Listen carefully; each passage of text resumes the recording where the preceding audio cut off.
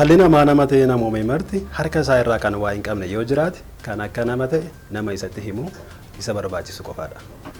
Namni utuu ofiisaaf nama bu'aa qabu hin ta'in hojii bu'aa buusu hojjechuu hin danda'u.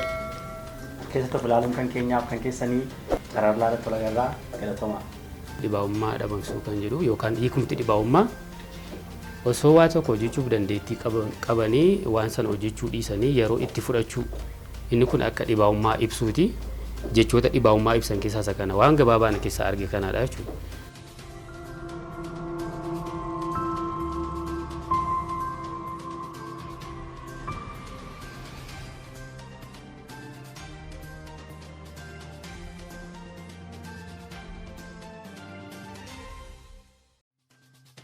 Maqaan koo Fedhasaa Maamoon jedhama. Fuuldura keenyatti guyyaa gaafa sadaasa 12 galma giddugala aadaa Oromootti kitaaba eebba kitaabaa qabnaa kitaaba Carallaa jedhamu isatti qophaa'eera jechuudha.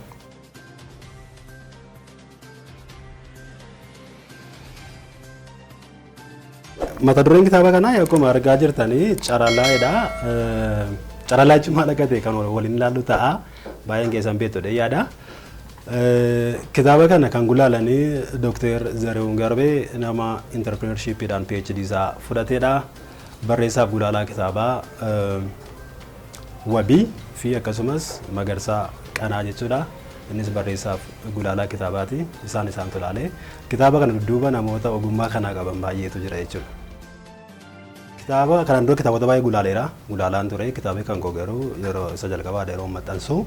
Kitaabota baay'ee qopheesseen jira kan ganaa maxxanfamanii inni kun garuu isa jalqabaati yeroo maxxansu jechuudha. Ammam sitti fudhate kan jedhuu fi mucaariyaan koo tokko gaaffii tokko na gaafatee ture jechuudha. Kitaaba kana barreessuuf sitti fudhatee na jennaan kitaaba kana barreessuuf yeroo baay'ee itti fudhanne garuu minimaayiz gochuuf yeroo baay'ee itti fudhate. Aayidiyaa baay'ee waan jiruuf namoonni keenya kitaaba guddaa dubbisuu waan hin barbaaneef aayidiyaa guddaa sana kitaaba xiqqoo godhee baasuudhaaf almost gara waggaa tokko natti fudhateera. Carallaa gaafa dubbistan hiika isaallee gaafa sun waan bartuu ammaaf garuu wanta baay'ee jaalladhu tokkoon siif dubbadha. Namni utuu ofiisaaf nama bu'aa qabu hin ta'in hojii bu'aa buusu hojjechuu hin danda'u.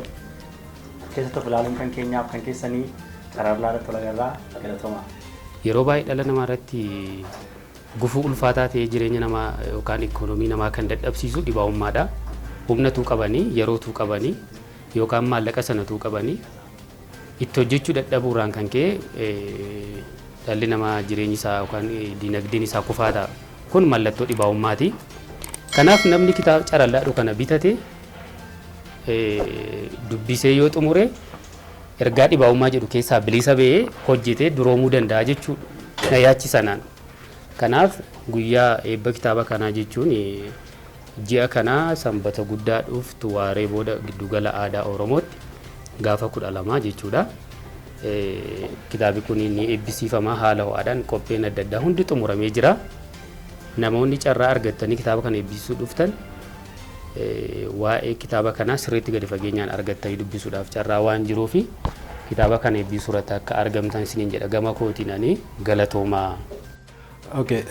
Akkuma jira dubbadhee ture qophiin eebba kitaaba kanaa kan godhamu sadaasa 12 bara 2014 akka biyya kanaatti jechuudha. Dilbata isaa fuuldura keenya irra jiru waaree booda sa'aatii 7 eegalee amma sa'aatii 10ttidha. Iddoon isaa giddugala galma aadaa Oromooti. Guyyaa sanaa namoonni bebbeekamoon baay'ee ogummaa garaagaraa qaban affeeramaniiru. Koomediyaanonni baay'een jiru. Sagantaalee namoota bohaarsuu danda'an qofa osoo hin taane barsiisuu danda'an baay'eetu jira. Keessummoota gurguddaa waamnee jirra. Keessumaan sarpiraayis nu godhus hin jiraata. Kanaaf asumaan hin hafinaa isiniin jechuun barbaada. Galatoomaa.